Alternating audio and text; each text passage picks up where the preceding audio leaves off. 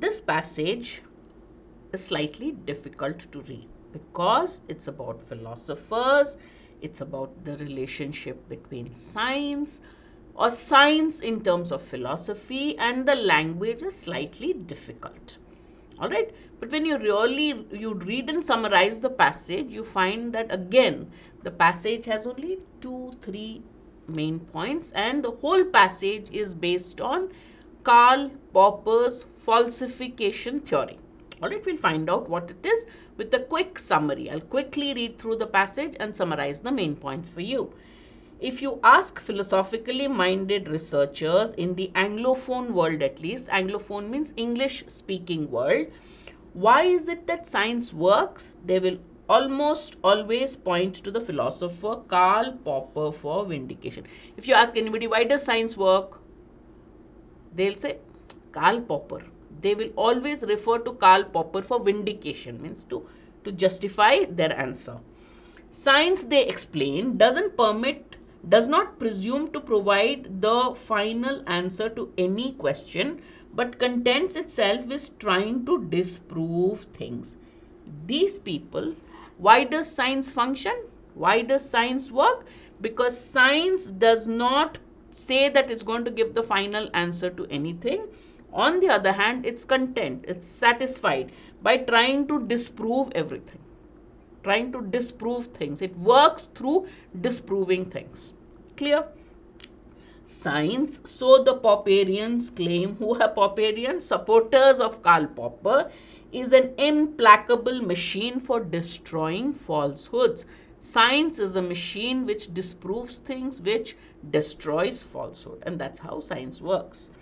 Popper warned scientists that while experimental testing might get you nearer and nearer to the truth of your hypothesis via corroboration, so you're working on your hypothesis, and through subsequent steps somebody else works and corroborates, yes, what he's saying is true. So you might come nearer and nearer to the truth via corroboration. You cannot and must not ever proclaim yourself correct. So even if you know you're very close to the truth, you should never say you're correct. That's what Karl Popper would say. It's clear so far? The logic of induction means that you'll never collect the infinite mass of evidence necessary to be certain in all possible cases. For you to say something is correct, it has to be certain for all possible cases, and that's you have to collect an infinite amount of evidence to really say this will work in all possible cases. So it's better to consider the body of scientific knowledge not so much true as not yet disproved or provisionally true. So what is the body of knowledge that you have in science? He says you can call it something which is not yet disproved. That is why we consider it to be true. Or it is provisionally true, temporarily true, till somebody comes and starts disproving it. That is what scientific knowledge is. This is from the view of Karl Popper. So this is the falsification theory, that everything that you know is eventually false. You can only call something to be true or correct when you have considered it to be true or corroborated and found out and proved it to be true under all possible circumstances, which is not possible. Therefore, knowledge that you have is something that has not yet been disproved or something that is only temporarily true. Now come to the criticism of this falsification theory. For all its appealing simplicity, falsification was quickly demolished by philosophers. So he says the theory looks very simple, but it was demolished by philosophers who showed that it was an untenable way of looking at science. How can you untenable, something that you cannot sustain? How can you think of something as, well, it's true as long as it's not been disproved. It's true as long as somebody doesn't show that it's false. That's untenable, that's unsustainable. So in any real experimental setup, they pointed out, it's impossible to isolate a single hypothetical element for disproof. Okay, in any experimental setup, it's impossible to isolate one hypothetical element for disproof. You can't do that. You can't isolate one element and say this is wrong. Yet, for decades, Popperianism has nonetheless remained popular. For decades, it has been popular among scientists themselves in spite of its potentially harmful side effects. But still, Popper and his falsification theory continues to be popular. Why should this be so? While all this was going on, three philosophers were pulling the rug away beneath the Popperians' feet. He says, how can this be? But after this, he comes to, while people were talking about supporting Popperians, coming up with support for falsification theory, three philosophers worked to pull the rug from under Popper's feet to show that the entire falsification theory is wrong. They argued that, and this is their point against the falsification theory. They argued that when an experiment fails to prove an hypothesis, any element of the physical or theoretical setup could be to blame, nor can any single disproof ever count against a theory, since we can always put in a good faith auxiliary hypothesis to protect it. One, he says, that when an experiment fails to prove a hypothesis, there are many reasons why that hypothesis could be wrong. One of them could be any element of the physical or theoretical setup which is to blame. So when you pick up a single disproof, remember that a person can protect the hypothesis with a good faith auxiliary hypothesis. This can be protected with, okay, this will work in so many conditions provided this doesn't happen. So they always can protect it with a good faith hypothesis. Perhaps the lab mice weren't sufficiently inbred to produce So if you're doing so look at the interesting example. You're doing an experiment on genetic consistency. Now, if the results do not really prove your hypothesis, you can always come up with the counter that maybe the mice, the subjects that we use, weren't sufficiently inbred to produce genetic consistency. Perhaps the chemical reaction occurs only in the presence of some other catalyst or a particular catalyst. So there's always a reason that we can, a protection kind of a thing that you can put forward to justify why a particular hypothesis didn't work. So you can't isolate a particular aspect of a hypothesis and say this won't work, because we always can protect it with something like this. Moreover, we have to protect some theories for the sake of getting on at all. How will you progress or advance when you assume everything is false and disproved? You have to protect some hypothesis just to go forward to go to the next step. Generally, we don't conclude that we have disproved well-established laws of physics, rather that our experiment was faulty. So think of any well-established law of physics. We've done it in school. We used to do lots of experiments.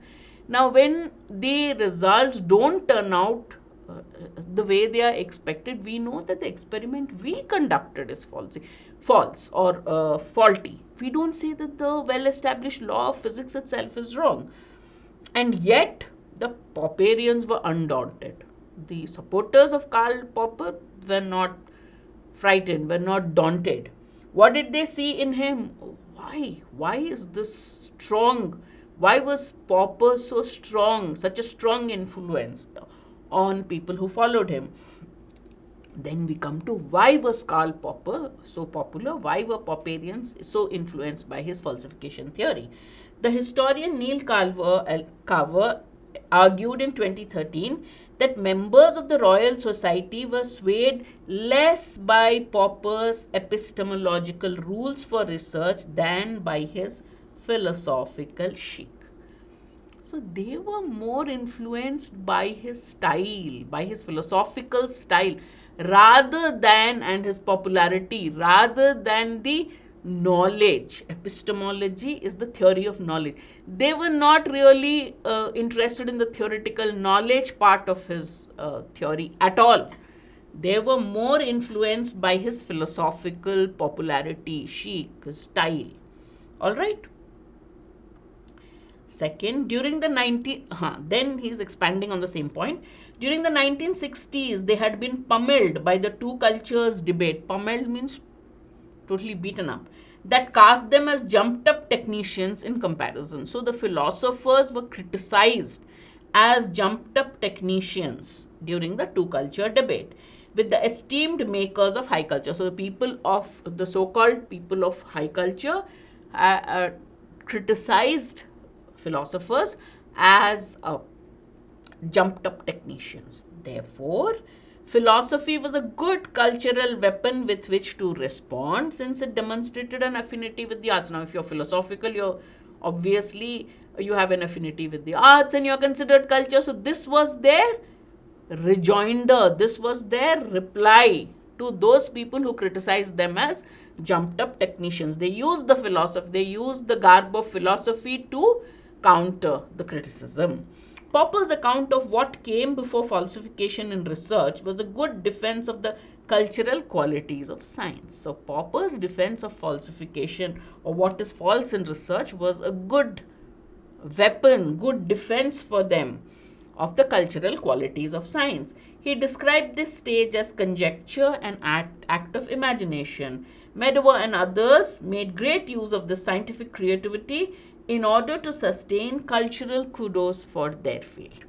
This Popper was not the Popper of falsification. So the one that people were supporting, scientists and others who supported Karl Popper, were supporting him not so much for his falsification theory, but for their way of interpreting his theory.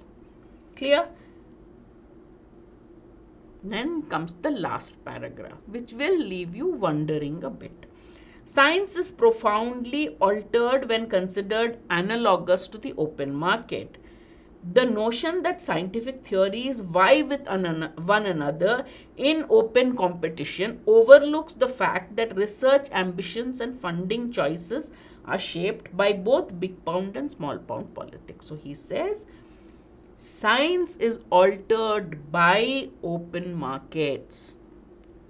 Funding, scientific theories compete with each other to get funding. You need money for research. So scientific theories vie with one another in open competition.